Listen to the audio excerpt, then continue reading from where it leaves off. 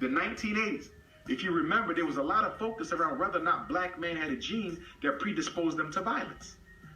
What's making black men kill other black men? Nobody said anything about slavery, the after effects, self-hate, miseducation, economic castration. Because I can tell you that miseducation and economic castration, that is the lack of jobs, is the mother and father of violence.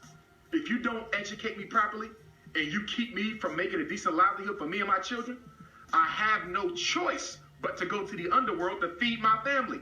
And in the underworld, I'm likely to come face to face with somebody else who's trying to feed their family at my family's expense. It breeds the violence. And even if you're not selling drugs, the fact that you're walking around knowing as a man that you can provide for you and yours, which is a natural responsibility, it breeds the anger that we sooner or later let off on one another. And whenever you read a story about a black man killing another black man, they never give you the contextual relevance of what happened. You coming out of the store, I'm walking in the store. I bump you accidentally, you turn around and you kill me.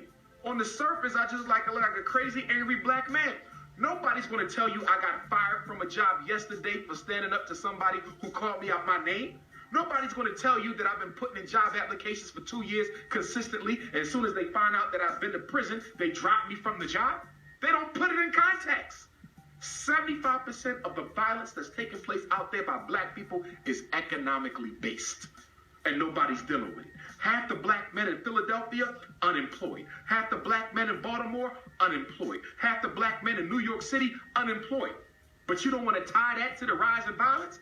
Everybody knows when there's never enough jobs in society, violence goes up, even amongst white folk. This is what sociologists study. This is the science of criminology. No jobs, violence. More jobs, less violence. You know this. But when it comes to black people, we don't want to put it in context because we are trying to do what? Exterminate the image. We're trying to get people to see black people as an unnecessary hindrance to the